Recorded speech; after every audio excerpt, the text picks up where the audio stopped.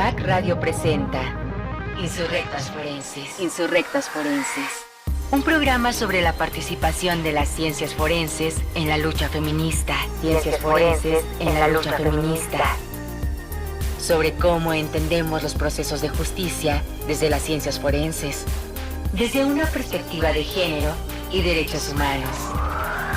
Somos mujeres despatriarcalizando las ciencias forenses.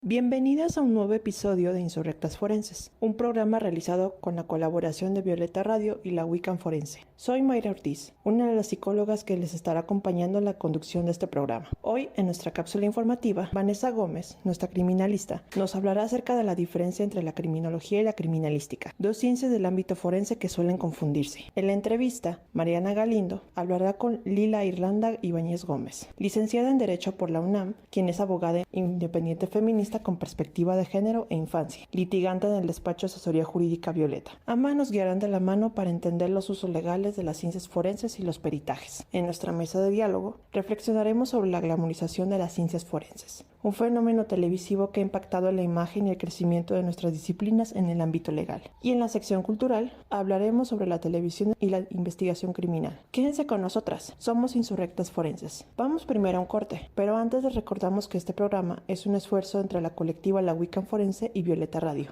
Nuestras redes sociales son en Facebook e Instagram como La Wiccan Forense y La Wiccan Forense Oficial. Recuerda, para nosotras tu opinión es importante, por ello te pedimos que si tienes algún comentario, opinión o sugerencia sobre el programa, nos escribas al correo lawiccanforense@gmail.com. Regresamos. En CIMAC Radio queremos escucharte. Comunícate con nosotras al 55 60 60 55 71 55 60 60 55 71 y déjanos conocer tus opiniones sobre nuestra programación. CIMAC Radio, periodismo con perspectiva de género.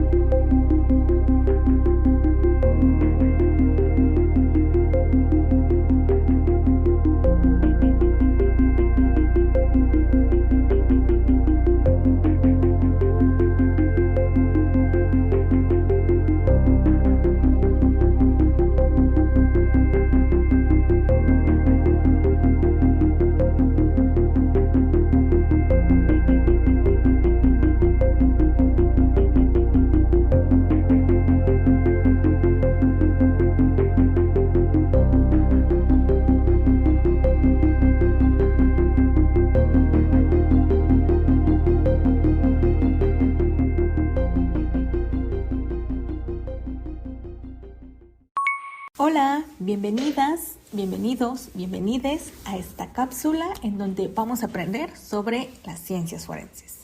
El día de hoy quisiera preguntarte si alguna vez has pensado la diferencia que hay entre la criminología y la criminalística.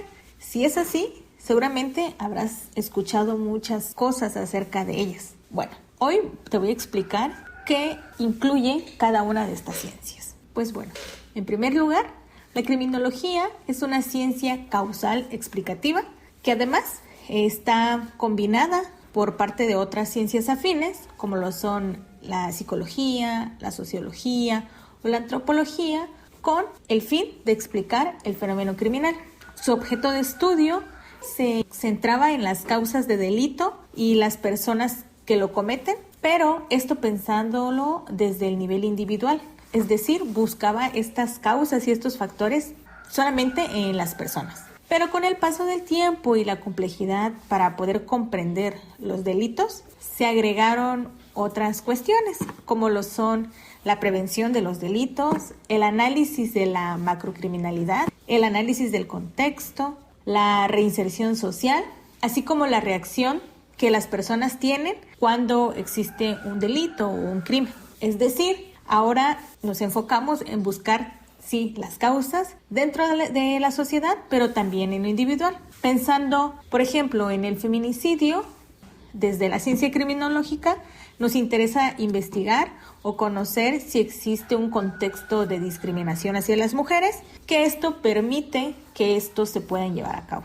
Si te das cuenta, la criminología nos ayuda a comprender qué lleva a una persona o a un grupo de personas a que puedan cometer un delito o un crimen, pero también cómo el entorno en el que éstas se desarrollan influyen o no para que estos puedan ser llevados a cabo. Bueno, ahora que te expliqué la criminología, vamos con la criminalística. Por su parte, la criminalística es una disciplina que utiliza los conocimientos, métodos y técnicas de investigación para hacer el examen del material significativo relacionado con el presunto hecho delictivo. La criminalística utiliza la ciencia para el estudio de la evidencia que se puede encontrar en una escena del crimen. Y sí, tiene que ver un poco con lo que ves en las series, ¿no? No todo, pero sí, ¿no? Piénsalo así. Ahora, su objeto de estudio no solamente es una persona como potencial participante en un hecho delictivo, sino también todo aquel material de importancia relacionado al hecho delictivo, como decíamos anteriormente, las evidencias. Con esto que mencionaba de que sí tiene que ver un poco con las series, si piensas, por ejemplo, en estas escenas en La Ley y el Orden, en donde se están levantando huellas, sí va como en este camino la criminalística, es saber qué evidencias o qué material podemos encontrar que esté relacionado a un hecho delictivo, pero pues no todo es como en las series, ¿no? Realmente lo que está en las series se aleja un montón de la realidad. Pero bueno, sigamos. Con la finalidad de determinar la existencia del hecho delictuoso, también tiene la finalidad de reconstruirlo y precisar la intervención de una o varias personas. Estos datos científicos y técnicos que la criminalística proporciona a las autoridades para el auxilio a la administración de justicia. Pongamos un ejemplo. Regresando a la dactiloscopía, que también es parte de la criminalística, podemos saber si una huella corresponde a una persona y con ello comprobar si estuvo en el lugar donde se cometió un robo o un homicidio, por ejemplo. Y bueno, en conclusión, vamos a decir que la criminología se va a centrar en explicar el porqué de las constantes de la delincuencia como fenómeno social, y la criminalística se va a preocupar de ver en qué forma se cometió el delito, cuándo, cómo, con qué. Y bueno, espero haya quedado claro qué es la diferencia entre criminología y criminalística. Muchas gracias, Vanessa. Ahora nos queda más claro la diferencia entre estas disciplinas que investigan el crimen y el delito. Vayamos con Mariana Galindo, quien conversará con Lila Irlanda Ibáñez Gómez, litigante en el despacho Asesoría Jurídica Violeta. Bienvenidos a esta sección del programa de Insurrectas Forenses. En esta ocasión vamos a entrevistar a la abogada Lila Irlanda Ibáñez Gómez. Ella es licenciada en Derecho por la UNAM, diplomada en Derecho de Familia por la UNAM y en Amparo por las Casas de la Cultura Jurídica de la Suprema Corte de Justicia. Tiene diversos cursos en Derechos Humanos, Diversidad Sexual, Género y Violencia por la CNDH. Cursa la especialidad en Género y Derecho por la UNAM.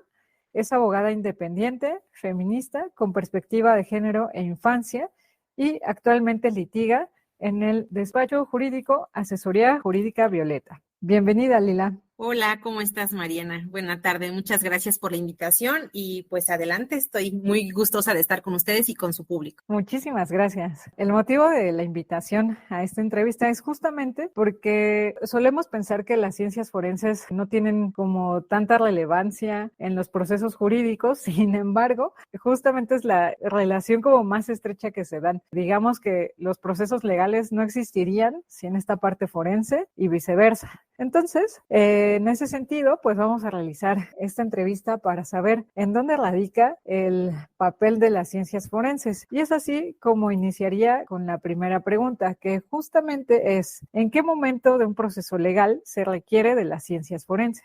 Muy interesante esta pregunta porque muchas personas piensan que hasta que va avanzado un proceso es donde se ofrece las periciales, ¿no? En materia forense, pero la realidad es que no. Normalmente las periciales se ofrecen desde un principio, desde que la persona ingresa su escrito inicial de demanda, debe de ir junto ya con la materia que piensa en su momento ser probada, ¿no? En este caso, por ejemplo, se ofrece la pericial. Hablando de materia, puede ser materia penal o familiar, se ofrece desde un principio la pericial. En materia familiar, hablando específicamente en el área de periciales forenses, estamos hablando del área de, por ejemplo, de genética molecular. Desde el escrito inicial, tú debes de ofrecer esta pericial. ¿Por qué? Porque si no la ofreces desde un principio, te puedes quedar sin la oportunidad realmente de dirimir esta intervención por parte de un experto en la materia, ¿no? Entonces, es importante que, por ejemplo, también en materia penal, desde que se va a hacer la integración de la carpeta de investigación, se ofrezca la prueba pericial pertinente dependiendo del tipo de juicio de delito que se esté investigando. Pero sí es de suma importancia el que nuestro público sepa que es necesario siempre buscar cuál es el objetivo para poder entender qué es lo que se va a buscar con esta prueba pericial que se está ofreciendo. Entonces, siempre es importante tener este indicador de, voy a ofrecer, por ejemplo, en el caso de un juicio de investigación de la paternidad, ¿cuál es el objetivo de yo ofrecer la pericial en genética molecular para este juicio? Entonces, es muy importante siempre tener claro el objetivo al ofrecimiento de las pruebas periciales. Muchísimas gracias por tu respuesta. Precisamente aquí hay otra pregunta para las personas que nos sintonizan y que quizás no tienen este conocimiento de los términos legales. En ese sentido, ¿qué es un peritaje y qué función cumple en un proceso legal? Un peritaje, podríamos decirlo como en palabras comunes, es una intervención por parte de un experto en una área o una ciencia determinada. Es decir, puede ser en un arte, en una profesión o hasta en una técnica. Y justamente esta intervención que se va a ver reflejado en un dictamen o en un informe, resalta que él mismo va a aportar al juicio una explicación técnica de alguna circunstancia en específico que se necesite aclarar en un proceso. Entonces, es importante siempre tener en claro, justamente como te lo mencionaba en la pregunta anterior, cuál es el objetivo de ofrecer una pericial. Y la necesita ser pues un experto en la materia. Esa es la importancia de un peritaje y la función legal que cumple, pues es justamente el aclarar ciertas circunstancias o el tener más luz en el juicio, el que el juez pueda tener mayor visión, ¿no? Respecto a las circunstancias de modo, tiempo y lugar, por ejemplo, en materia penal, porque muchas veces se basan en las partes, nada más en tu historia, mi historia, pero hay una historia real que no conoce el juez. En este caso, con periciales se puede tener más luz respecto a realmente qué fue lo que sucedió. Muchas gracias. Y bueno, aprovechando que tú eres especialista en materia familiar, ¿qué relevancia tienen los peritajes? Porque también cabe señalar que los peritajes los pueden ofrecer cada una de las partes. Es decir, que la parte que es actora puede ofrecer su peritaje y a su vez la parte demandada también puede ofrecer otro peritaje que sean realizados por diferentes especialistas. Así es. En realidad, el peso de una pericial en un juicio tiene relevancia importante. Si bien es cierto, no cumple como una prueba reina o una prueba plena, sí tiene una función muy importante dentro de un proceso familiar. En materia familiar, también el propio juez puede solicitar de oficio algunas periciales, por ejemplo, en materia de trabajo social, en materia de psicología. Pero, por ejemplo, en el caso, como te lo mencionaba, de ciencias forenses, como es la prueba de genética molecular, cada parte puede ofrecer un perito. Y en caso de que haya una controversia justamente de que no se pongan de acuerdo los peritos en los dictámenes, porque por supuesto cada quien lo va a hacer por separado, puede haber un perito tercero en discordia. Este perito ya sería señalado directamente por el juez de lo familiar. Muchas gracias. ¿Nos podrías contar como de alguna experiencia en la que hayas observado que en uno de los casos que tuvieras justo el papel de un peritaje se haya marcado como la dirección para la resolución de ese caso? Sí, tengo varios casos en particular, pero para mí sí es importante precisarle a nuestra audiencia que si bien es cierto, las periciales son de suma importancia y suma relevancia, y volvemos otra vez al punto crucial de cuál es el objetivo de nosotros ofrecer una pericial, también tenemos que tener claro que hay ciertos lineamientos o hasta protocolos para que la pericial pueda ser una pericial fehaciente y que pueda servir dentro de un juicio. Además, es importante recalcar que en los juicios los jueces están obligados a trabajar con perspectivas, es decir, deben de emitir cualquier resolución resolución con una perspectiva de género o una perspectiva de infancia. Entonces, respecto a las periciales, también es importante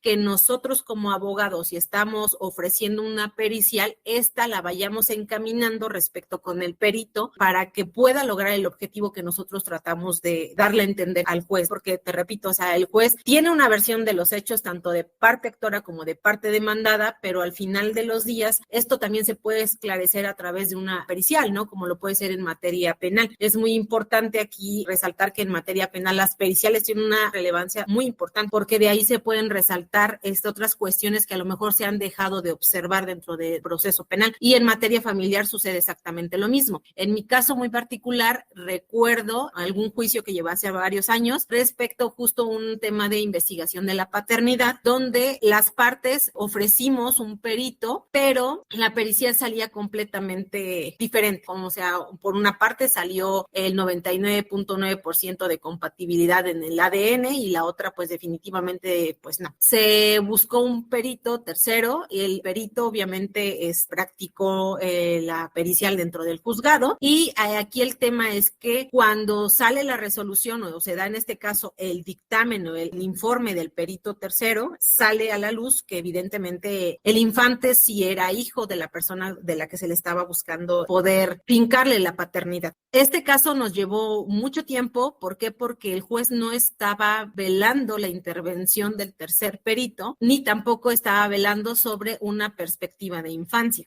Que volvemos a lo mismo, es muy importante saber trabajar en materia, sea civil, familiar, laboral, agraria, con perspectivas. Entonces, creo que es algo con lo que se ha venido trabajando durante el tiempo para que tanto los jueces puedan trabajar con estas perspectivas y también los peritos, de cierta forma, puedan trabajar bajo estos lineamientos. Si bien existen protocolos de la Suprema Corte de Justicia de la Nación, es necesario que esos protocolos se lleguen a implementar dentro de los procesos judiciales, cosa que muchas veces no se lleva a cabo. Pero sí, realmente ese asunto para mí me marcó por muchas circunstancias, pero lo principal fue aquí que no se estaba trabajando bajo las miras de una perspectiva de infancia, que eso es lo que primordialmente uno como abogado debe de velar. Al final del día hay sectores vulnerables y creo que en este caso no se estaba velando por la infancia que teníamos, que estábamos investigando la paternidad de esta persona y el juez en ningún momento se pronunció respecto a, pues ahí tuvo que haber hasta temas de paro, pero creo que es importante que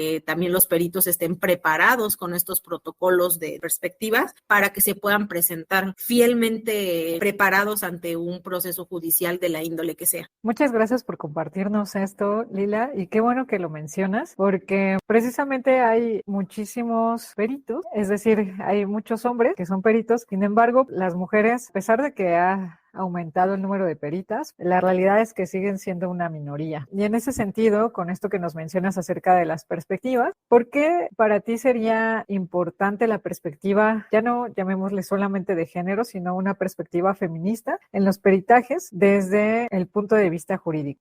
Pues son muy relevantes, es muy relevante el tener esas perspectivas y no es por un tema de moda. Se piensa actualmente que el estar hablando de una perspectiva feminista es un tema de moda o el hablar de una perspectiva de género, una perspectiva con infancia es un tema de moda y la realidad es que no. Tenemos que partir desde el punto de que las leyes están hechas de hombres para hombres. No es un tema de capricho, no es un tema de empoderamiento de un momento a otro femenino, no es eso. Realmente las leyes están hechas de hombres para hombres y el tema de que estemos buscando la reivindicación de nuestros derechos no nos hace ser ni exageradas, ni mucho menos que la ley esté a favor de las mujeres, porque se dice que actualmente la ley está muy a favor de la mujer. No, lo que pasa es que la mujer siempre ha estado muy desprotegida de las mismas leyes. Entonces, en ese sentido, estamos buscando justamente que se tenga una perspectiva feminista, porque en el tema, por ejemplo, en materia penal, en el tema de feminicidio, pues como se ha venido trabajando, no es lo mismo decir hubo un homicidio a decir fue un feminicidio. En este caso, la pericial juega un papel importantísimo justamente para poder actuar con esos protocolos y decir, ¿sabes qué? Por el simple hecho de que es una muerte violenta, una muerte de dudosa categoría y que tiene sobre todo el hecho de ser hacia una mujer, se debe de actuar con el protocolo de perspectiva de género. En este tema, obviamente, tenemos que ver el tema ya como un tema feminista de cierta forma. ¿Por qué? Porque están violentando los derechos de la mujer de una u otra forma. Debemos recordar también que los hechos reales superan la ley, superan las circunstancias y la ficción. Entonces, la realidad es que todos los hechos actuales y sociales que nos aquejan en materia judicial no están contemplados obviamente en la ley. La ley tiene enmiendas, pero sí considero que debemos de velar ya más por estas perspectivas de género y perspectivas de infancia, y sí tiene que tener un toque feminista justamente por esta reivindicación y que se nos tenga a nosotras presentes, que tenemos también los conocimientos y tenemos la causa para poder hablar justamente con todos los argumentos para solicitar que se actúe tanto en materia procesal, materia judicial y en materia de peritajes con esta perspectiva feminista. Ahorita que mencionas eso, me hiciste recordar, alguna ocasión escuché a un perito que mencionaba que era absurdo que se investigaran todas las muertes, cabe mencionar el adjetivo violentas, de mujeres como feminicidio, porque no siempre iba a ser feminicidio. Y entonces a esto se le debatía que ya no era una cosa como de capricho por él, que más bien se señalaba desde la Corte Interamericana, también la Suprema Corte de Justicia, que ya se deben de investigar sí o sí estos hechos como feminicidio. Y entonces es importante que en cualquier proceso legal se exija que se tenga este tipo de perspectivas, porque todavía hay muchas personas que, si bien pueden ser expertas en sus materias, también es cierto que está esta parte subjetiva en donde hay prejuicios, donde todavía hay mucha resistencia por tomar en cuenta estas perspectivas. Sin embargo, tenemos a nuestro favor que esto ya lo señalan estas instituciones jurídicas y que entonces esto es completamente legal al exigirlo durante un proceso. Sí, así es. De hecho, cuando se solicita el que el juzgador, en este caso, te pueda argumentar con una perspectiva, existen protocolos. Existen recomendaciones por parte de la Corte de Justicia de la Nación o hasta la propia Corte Interamericana de Derechos Humanos. Entonces, no estamos hablando y se vuelve a reiterar, yo sé que a veces es hasta cansado, ¿no? De cierta forma, reiterar y reiterar lo mismo, pero no es un capricho. Estamos buscando de una forma u otra la reivindicación de todas las violaciones de las que hemos sido sujetos. Entonces, es importante mencionar que el que tú solicites que se emita un criterio, un auto, una sentencia con perspectiva, no te está haciendo un favor el juzgador o el perito al momento de rendir su dictamen o su informe. No te está haciendo un favor. Se debe de apegar a los protocolos que existen. Exacto. Muchas gracias por nombrarlo así. Esperamos que la audiencia pueda informarse no solo de esto, sino más bien que sepa que puede exigirlo en sus propios procesos legales. Muchísimas gracias, Lila, por acompañarnos en esta sección. Agradecemos mucho todo este conocimiento que nos has compartido. No, pues muchas gracias a ustedes. Para mí siempre será un honor compartir espacios contigo y adelante, lo que se necesite siempre en materia familiar y judicial, cuentan conmigo. Muchísimas gracias por escucharnos. Yo soy Mariana Galindo y continuamos con la programación. Muchas gracias Mariana y Lila por tan interesante entrevista. Vayamos a un corte comercial, regresamos. En CIMAC Radio queremos escucharte. Comunícate con nosotras al 55 60 60 55 71 55 60 60 55 71 y déjanos conocer tus opiniones sobre nuestra programación. CIMAC Radio, periodismo con perspectiva de género.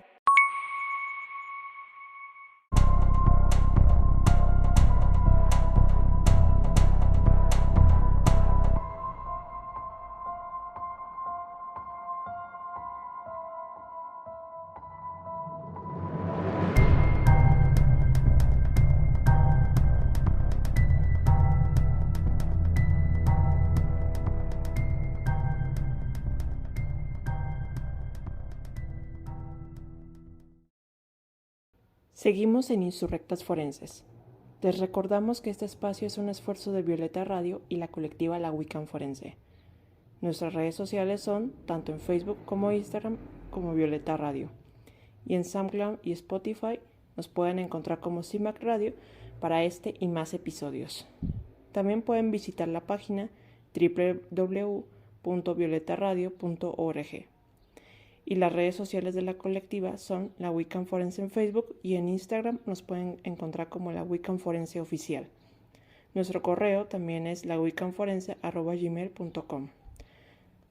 Continuamos con este programa donde conversamos acerca del ABC de los usos legales de las ciencias forenses y los peritajes, así como la glamorización de estas disciplinas. Y para reflexionar sobre este tema, iremos a la mesa de diálogo guiada por Ana Luisa Islas, quien es criminalista, y las demás integrantes de la colectiva. Seguimos en Insurrectas Forenses. Les recordamos que este espacio es un esfuerzo de Violeta Radio y la colectiva La Wiccan Forense. Nuestras redes sociales son, tanto en Facebook como Instagram, como Violeta Radio. Y en SoundCloud y Spotify nos pueden encontrar como CIMAC Radio para este y más episodios. También pueden visitar la página www.violetaradio.org. Y las redes sociales de la colectiva son la Wiccan Forense en Facebook y en Instagram nos pueden encontrar como la Wiccan Forense Oficial. Nuestro correo también es lawiccanforense@gmail.com. Continuamos con este programa donde conversamos acerca del ABC de los usos legales de las ciencias forenses y los peritajes, así como la glamorización de estas disciplinas. Y para reflexionar sobre este tema, iremos a la mesa de diálogo guiada por Ana Luisa Islas, quien es criminalista, y las demás integrantes de la colectiva. Bienvenidas de nuevo a este pequeño programa. Tenemos esta instancia de resistencia, asimismo de nombramiento a todo lo que no se nombra en este país. Y uno de los puntos más importantes en un país donde los derechos son borrados, donde las verdades son eliminadas, y en su caso nos llegan a colocar brillitos en las verdades históricas, hablaremos de la glamorización de las ciencias forenses. Muchos compañeros y compañeras dirán, esto es Ley y Orden y otras series, Huesos, etcétera, y pues no es así. La realidad en México es violenta, el delito es una realidad constante, nos llegamos a tener diferentes violaciones a derechos humanos en nuestra vida cotidiana y creemos que las investigaciones de delitos son totalmente rápidas y prontas. Lamentablemente en México y en múltiples países de habla hispana, pero también de algunos otros idiomas, el Estado llega a entorpecer estas mismas investigaciones y llegar a tener actitudes no solamente patriarcales, sino violentadoras. Y a veces llega a ser un choque constante con la realidad porque nos han llegado a mencionar que, por ejemplo, actos de investigación como la famosa huella dactilar la tienes en 5 minutos y también investigaciones o actitudes de interrogatorios violentos son el pro o lo que se tendría que realizar, por lo cual estaremos hablando de este tema de la glamorización de ciencias forenses y de prácticas violatorias a derechos humanos. Me estarán acompañando compañeras psicólogas, antropólogas y criminólogas para señalar esta realidad y, lo más importante, no permitir que el Estado la borre o nos venda otra instancia. Compañeras, para ustedes, ¿qué es la glamorización de ciencias forenses? Esta realidad en el Estado que se ha implementado o en su caso hasta multiplicado a actitudes violentas. En mi situación, como comentaba, yo soy criminalista, recuerden, soy su compa Ana Luisa, que llega a tener actitudes patriarcales, violatorias o también instituciones educativas que se multiplican de un momento a otro por el boom de estas series y que llegan a promover nula perspectiva, que llegan a promover actitudes violentas o en su caso exposiciones de cuerpos, fotos en las cuales están realizando algún tipo de necropsia, etcétera. Esa glamorización que también se refiere hacia la muerte. Compañera Dalia, no sé qué piensan ustedes de la psicología y de su experticia.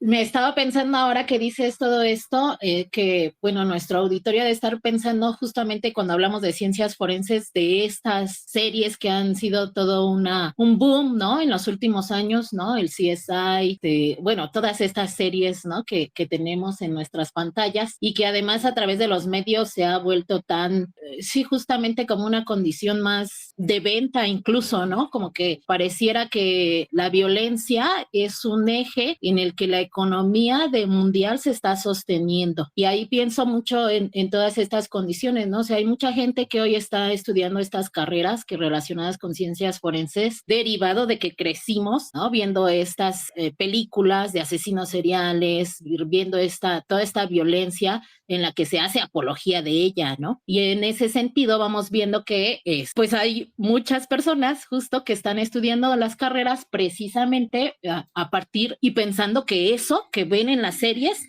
es lo que van a estar haciendo cuando se dediquen a trabajar en las ciencias forenses, ¿no? Cuando nuestra realidad, pues ni tantito cerca está de eso. Estamos muy, muy, muy alejadas de esa circunstancia, ¿no? Y, o sea, si las violencias extremas que se viven, estas violaciones graves que se viven a derechos humanos en nuestro país, o sea, en realidad es que nunca están cerca de que las personas víctimas accedan a la justicia, accedan a la verdad con estas formas de trabajo en las instituciones de las áreas periciales, ¿no? Que han contribuido de una y otra manera a través de sus malas prácticas, a través de sus acciones y omisiones, ¿no? El cubrimientos incluso de los delitos, tratar de darle a la institución, al Estado, estas cifras, ¿no? De aparentar de que la violencia real que estamos viviendo en este país no existe, ¿no? O sea, no por nada es que la presidencia, por ejemplo, ha estado en estos clásicas frases de yo tengo otros datos, ¿no? Minimizando la realidad de personas desaparecidas en este país, ¿no? Sabemos que hay más de 110,000 personas desaparecidas en este país. Los feminicidios son día a día en este país y bueno, el Estado lo que quiere es ocultar todas esas cifras. Bueno, las ciencias forenses y las instituciones del Estado a través de sus servicios periciales lo que ha hecho justamente es esto, ¿no? Encubrir que existe esta realidad violenta estatal en nuestro país. No vamos a poder nunca, esos laboratorios que vemos en las series, ¿no? O sea, nuestra realidad es que a veces ni hojas blancas tenemos para trabajar nuestras periciales. Sí, el morbo 20 me ha tocado ver desde la cuestión de la práctica de criminalística que recordamos rápidamente interviene en el lugar de investigación, lamentablemente cuando sucede un hecho violento, que los peritos y las peritas intervienen con guantes rotos, o los peritos y las peritas en otras ramas como psicología, genética, como comentaba la compañera, no tienen ni para las copias. Entonces, que hasta los mismos usuarios o familiares del usuario tienen que tener que poner material de fotocopias o material de papelería. Esta es la realidad del país. Nuestra querida compañera Vane, criminóloga. Yo creo que hay una como exotización. También el morbo vende mucho. Es crítica para los profesionales, como estas vacas sagradas de lo forense. Cursos, o sea, vende un curso sobre asesinos seriales, pero un curso sobre cómo implementar un criminodiagnóstico va a ser muy difícil que los alumnos o alumnas se quieran inscribir, ¿no? Para aprender a realizar como estos tipos de trabajo. El morbo siempre va a vender y aunado a esto, esa glamorización que se ha visto en aumento tiene que ver con eso, con lo que se está proyectando también desde esta responsabilidad que como profesionales tenemos de dejar como de lado, sí, este morbo, pero también esta idea de lo que se ve en las series que son las ciencias forenses, que como lo decía Dalia, en la realidad no tiene nada que ver con las series, nada que ver, ¿no? Ni los sueldos. Pero yo pienso como en cómo poder ir como quitando eso. Me voy al aula de clases y veo a mis alumnos como este meme de los Simpsons de ya enséñanos a cómo aprender a leer mentes de asesinos, ¿no? Y eso es algo muy común dentro de los estudiantes y estos estudiantes van a ir a trabajar a las instituciones. Creo que tenemos como que asumir esta responsabilidad, o bueno, quienes están dentro de estas planeaciones de lo que se está enseñando desde qué es, por ejemplo, hablo de mi rama, qué es criminología. En criminología no vamos a leer la mente como muchas veces venden, ¿no? Y esto también de la grafología, ¿no? A través de, si sabes que la persona va a ser alguien como un asesino en serie a través de la firma, pero pues eso no es la ciencia, no es la ciencia forense. Y eso también, como siguiendo esto del morbo, ha permitido que se cometan ciertas violaciones a derechos humanos, en donde se justifica en ciertos casos en donde policías de investigación o los peritos venden información de las investigaciones a los periodistas, ¿no? Ahorita ya no tanto, pero en años pasados, no sé si les tocó ver como estas revistas de la alarma y donde veías los cuerpos y como ese morbo. Entonces creo que eso ha afectado mucho a la percepción de lo que son las ciencias forenses, ¿no? Hay un choque cuando realmente entras a la universidad y te das cuenta que eso no es, y mucho más en las instituciones cuando te das cuenta que ni siquiera hay reactivos para levantar una huella dactilar. Sí, que la realidad es mucho más distinta, que no hay material, a veces ni voluntad política y que los patrones éticos son son muy flexibles, como por ejemplo las ventas de las fotos de la compañera Prueba de la Vida hace casi 2 años de la compañera Ingrid, que fueron difundidas y vendidas y que muchas leyes no tendrían que hacerse. ¿Por qué? Porque por cuestiones éticas no tendríamos que hacer ventas de fotografías, difusión de información, datos sensibles, pero la realidad de México es distinta y hay que colocarnos muchas pautas para evitar esas famosas lagunas legales. Y el contexto que también provoca, y para eso tenemos a nuestra compañera antropóloga. Yolanda, ¿cómo ves esta situación tan lamentable? Escuchándolas, estoy como pensando en el contexto, en las formas de relacionarnos con la otra persona que genera estas formas de consumo, en donde también ya el cuerpo es una mercancía que se vende en el horario estelar. Y creo que si esto no fuera como tan como lo describe Sayar Valencia en Capitalismo Gore, si esto no fuera así de la espectacularización de lo sangriento, de lo maquiavel, bueno, del también el drama que implica todo esto, pues no sería una serie vendible, ¿no? Y eso nos hace pensar el contexto de sociedades que crean y forman este tipo de consumos. Pensar que sí, también hay una deshumanización en esa parte, en cómo se muestra el cuerpo, en cómo se muestra también como mercancía y en cómo también ya nosotros podemos ver este tipo de series sentadas a la mesa mientras nos estamos echando nuestra cena, ¿no? Entonces, es lo que me hace pensar como por un lado y por el otro, pues todo esto que tiene que ver con la profesionalización. Me hace pensar en estas formas dialécticas de pensar la realidad, en donde si bien existe una narcocultura que se presume es consumida por clases sociales populares, pues también hay una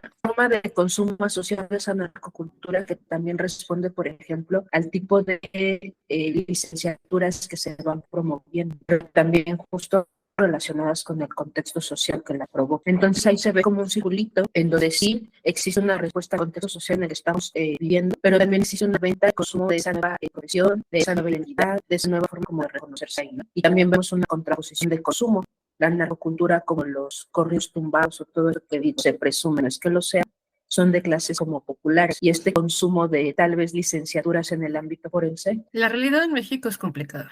Tenemos múltiples realidades, múltiples mundos, múltiples verdades. Entonces, lo que comenta la compañera Yolanda llega a referenciar no solamente a un narcoestado, una narcocultura, sino a una normalización de estos actos violentos consumibles y vendibles. Tenemos de ejemplo la narcobelleza, que también llega a ser una glamorización de delito en el cual que un cuerpo voluptuoso llega a traer una vida digna, una vida con todos los derechos, con todos los lujos, etcétera, pero que es un condicionamiento patriarcal mediante el uso de la cuerpa por el consumo nuevamente patriarcal y que también hasta en los delitos las afectadas por tener alguna relación o en su caso tener algún tipo de conexión o hasta no tenerla por simplemente las características de la imagen y el contexto que la rodea son privadas de la vida en los implantes o en los cambios estéticos que llegan a promover estas mismas contextos o estas mismas colocaciones de violencia. Y para ir volviendo a esta retroalimentación, Mari,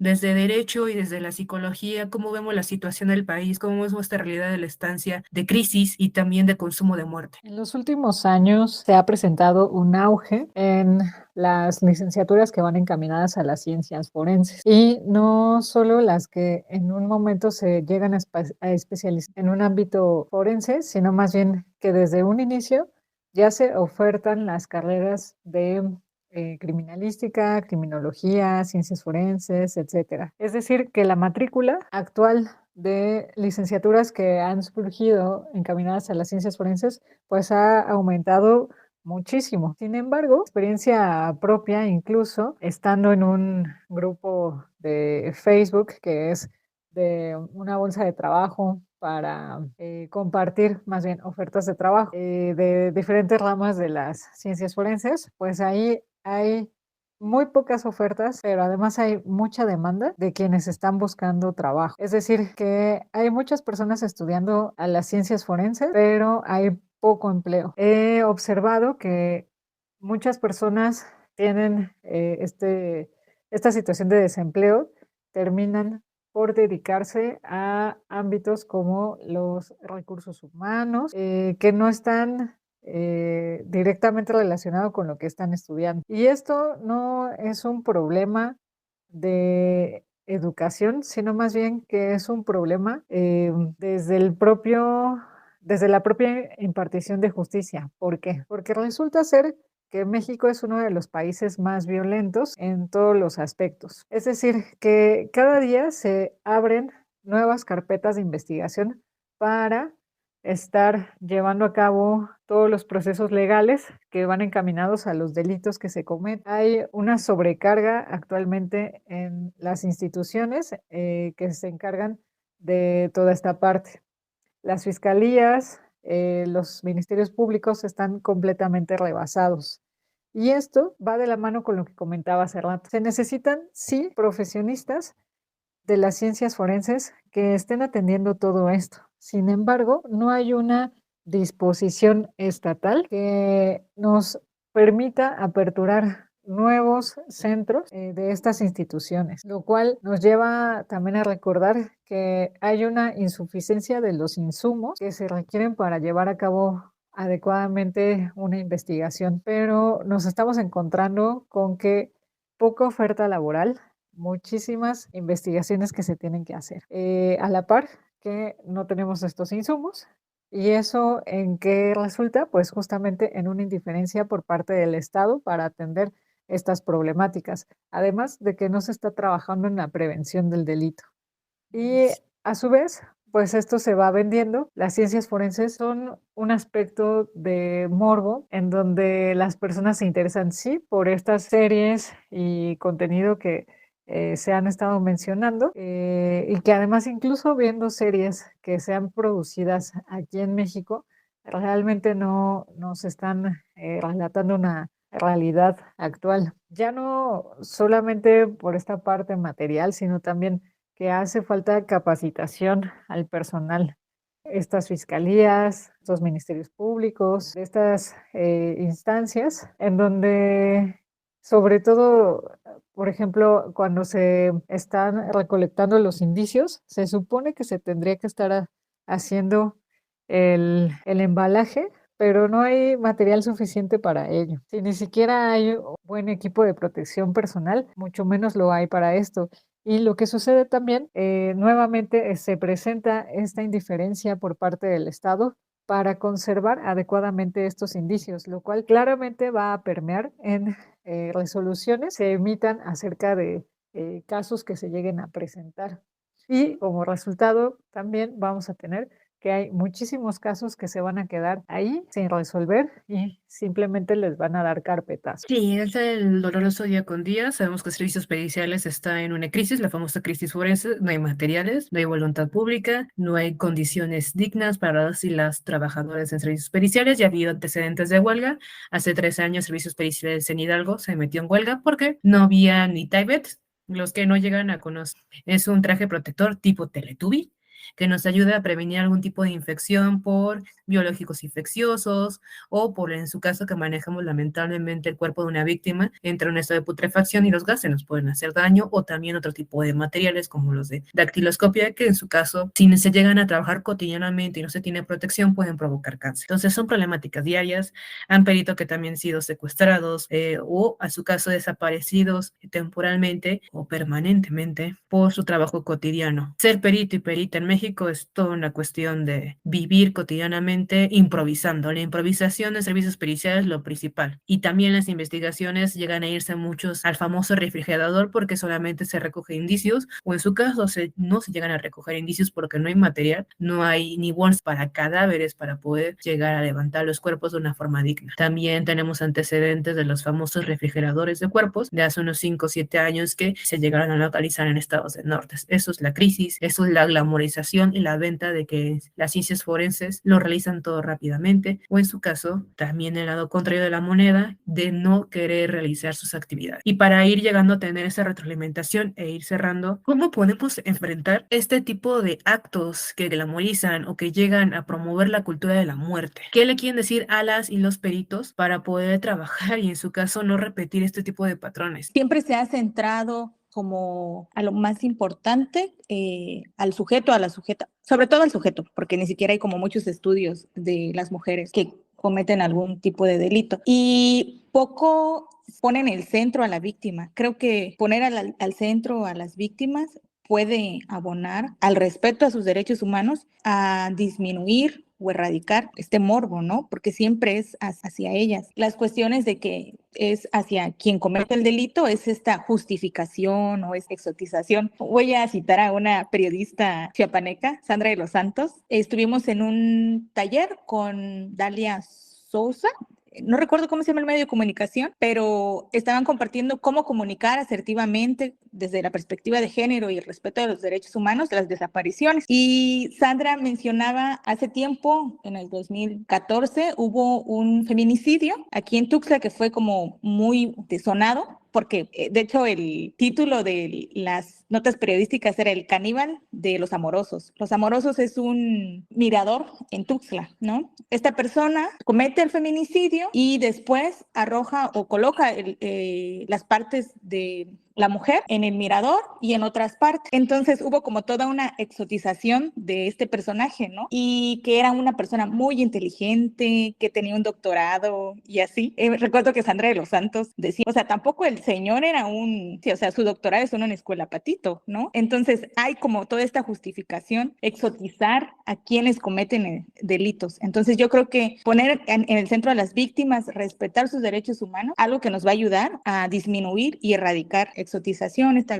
glamorización. Bueno, a mí en esta parte me gustaría un poco, bueno, en nuestro auditorio, ¿no? Las personas que nos están escuchando, puede haber personas que han sido víctimas de delitos, de violaciones a derechos humanos y así. Creo que con estas personas tenemos como un compromiso ético, político y desde nuestras profesiones, disciplinas, como también epistemológico, en cuanto a que tenemos un pendiente de también hacerles llegar mucha de la información de lo que tendría que ser realmente un trabajo pericial, con buenas prácticas, con ética, con compromiso, para que de allí pues tengan las herramientas necesarias para cuando se presentan ante las instituciones que son revictimizantes, que son pues, omisas, actividades o funciones que tienen que desempeñar, pues que tengan también herramientas al respecto, ¿no? Porque la realidad también en este país es que lo ideal sería que tuvieran acompañamiento, a lo mejor psicojurídico, psicosocial, todas las víctimas en este país, pero eso no pasa, no alcanzamos, no damos el ancho para alcanzar a dar esos acompañamientos, ¿no? Entonces, que ahí tenemos un trabajo pendiente que nos dedicamos a trabajar en esto de las ciencias forenses desde una perspectiva ética política para hacer llegar como esa información. Y creo que estos espacios como esta radio son los espacios más idóneos, ¿no? Igual es comprometerse en hacer llegar esa información a estas personas, ¿no? Que en algún momento pues no tienen la obligación de conocer cómo tendrían que ser los procesos jurídicos cuando son víctimas de algún delito. Y por otro lado también el aspecto académico, ¿no? O sea, sí está romantizado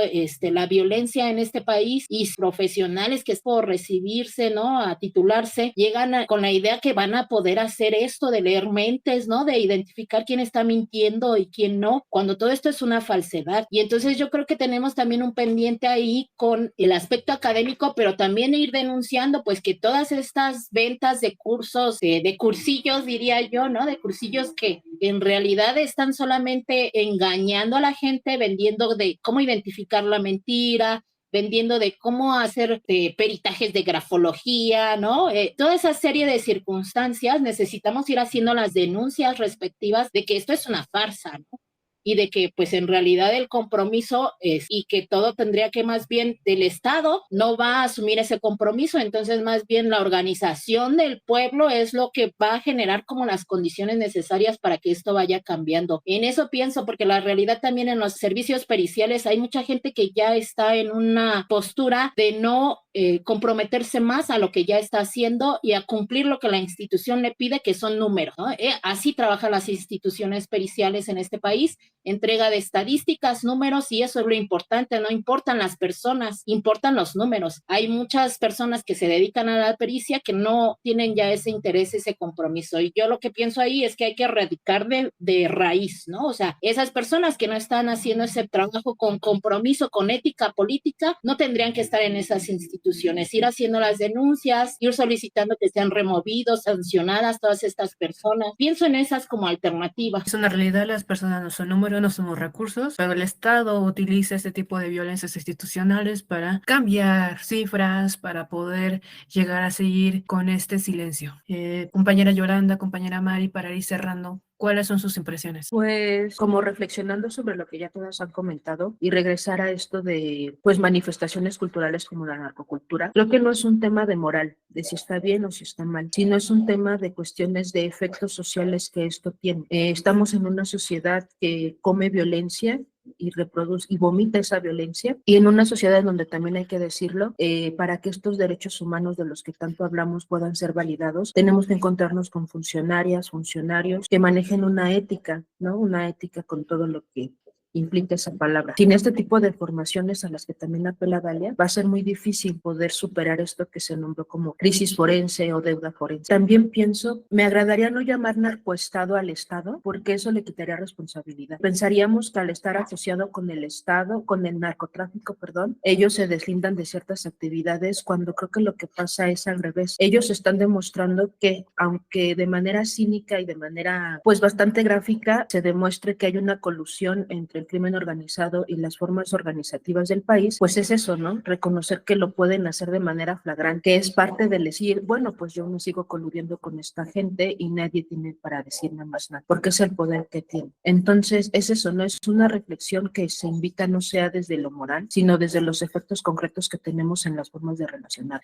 Y para cerrar, Mari, ¿qué le dejarías o qué pregunta o qué mensaje le dejarías a las y los compañeros que nos escuchan? ¿Cómo podemos lograr que las ciencias forenses sean vistas profesionalismo que se merecen? Ni por la parte académica ni por la parte estatal se está logrando esto. Además de que se desconoce totalmente qué es lo que se hace en estas ciencias forenses y por lo tanto se desconocen a su vez las carencias que hay en el ejercicio de estas. Gracias, solamente recordar a las y los peritos, peritas que están estudiando, que están desde la academia, que son investigadoras, que son académicas y académicos, trabajadores, servidores y servidoras públicos. Nuestro trabajo implica en la vida diaria. La desconstrucción es necesaria, cuestionarnos todos los actos, lo que expresamos, lo que hacemos, lo que normalizamos llegan a afectar socialmente y entender que la glamorización de las ciencias forenses es la glamorización de la muerte violenta. No se tiene que permitir. Tenemos que enfatizar en nuestra ética. Esperemos que les haya gustado este programa. Seguimos con nuestras siguientes cápsulas culturales y otras informaciones. Gracias por acompañarnos. Recuerden seguirnos en las redes sociales de la Wiccan Forense. Nos encuentran en la plataforma de Facebook y también de Instagram. En CEMAC Radio queremos escucharte. Comunícate con nosotras al 55 60 60 55 71 55 60 60 55 71 y déjanos conocer tus opiniones sobre nuestra programación. CEMAC Radio, periodismo con perspectiva de género.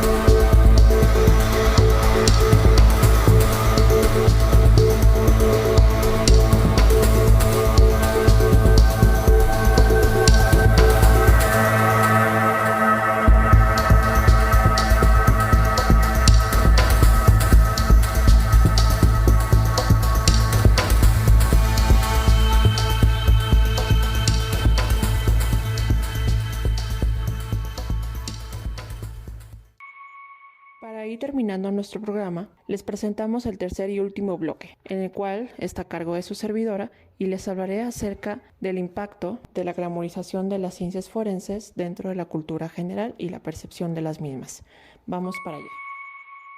En nuestra sección cultural del día de hoy veremos la glamorización y la crisis de las ciencias forenses en la realidad mexicana. En la última década, todos hemos sido testigos de un fenómeno interesante en el mundo del entretenimiento. La aparición de series de televisión como La Ley y el Orden, CSI y Mindhunters ha capturado la imaginación del público al presentar dramáticas investigaciones criminales basadas en técnicas forenses avanzadas. Sin embargo, también podemos ver cómo esta representación a menudo distorsiona la realidad y crea una percepción errónea sobre la naturaleza de las ciencias forenses. La primera serie que marcó tendencia en este género fue CSI Las Vegas, que debutó en el año 2000. Esta serie se centró en un equipo de criminalistas altamente cualificados que resolvían casos utilizando tecnología de vanguardia.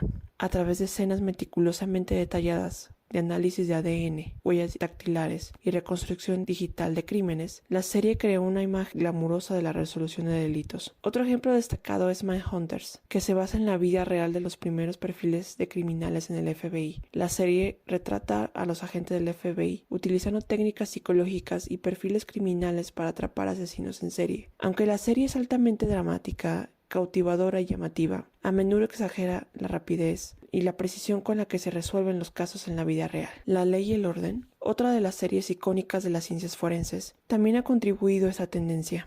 Aunque se centra más en los aspectos legales de los casos y se posiciona como una de las grandes favoritas del público, frecuentemente presenta escenas de investigación forense que muestran resultados casi instantáneos y a menudo poco realistas. La glamorización de las ciencias forenses en estas series puede tener consecuencias en la percepción pública de la justicia y en la resolución de crímenes. La realidad es que la investigación forense es un proceso meticuloso y a menudo lento, que requiere tiempo, recursos y personal capacitado, entre otras cuestiones. Las productoras y los guionistas de esta serie, sin embargo, tienden a condensar este proceso en unos cuantos minutos de pantalla. Si bien estas series son entretenidas y han sido muy útiles al momento de acercar de una manera didáctica, digerible e interesante las ciencias forenses al público general, es importante recordar que la realidad es mucho más compleja. Cabe destacar que en el México actual, tratar de embonar lo opuesto de estas series con la realidad de las ciencias forenses nos podría llevar a una gran desilusión, debido a que, como hemos expuesto en los 2 primeros episodios, las ciencias forenses se enfrentan a una gran crisis, en donde debido a una falta de recursos, personal capacitado debidamente en su materia, perspectiva de género, interseccionalidad, falta de espacios y laboratorios de recopilación y almacenamiento de ADN para la identificación de los más de 52,000 cuerpos guardados en las instalaciones de los servicios médicos forenses o inhumados en fosas clandestinas y comunes. También instituciones lo suficientemente fuertes y capaces de administrar la justicia, en donde idealmente ya no se reproduzcan más estas violencias hacia las víctimas y sobre todo mujeres, infancias, adolescencias y otros grupos vulnerables. Nos hacen pensar que con tan solo una parte de lo mostrado por estas series fuera real, otra historia se estaría escribiendo dentro de la impartición de justicia en nuestro país. En contraparte, vemos también películas y series en donde nos muestran que esta realidad, por ejemplo, el documental Volverte a ver, junto con un cortometraje llamado Llueve, que fueron dirigidos por Carolina Corral y Magali Rocha, y que forma parte de la campaña Desenterrando la Verdad, en donde cuenta la vida de 3 madres de familia que en su búsqueda de la verdad tienen que entrenarse como peritas forenses para participar en una investigación sobre las fosas comunes y clandestinas que creó el estado de Morelos en el 2014, que hasta la fecha la campaña que acompaña a este documental ha estado vigente, pidiendo apoyo a través de redes sociales, proyectando la película en muchos espacios y mostrándonos que más allá de la pantalla existe una gran crisis forense que resolver y una gran deuda que saldar.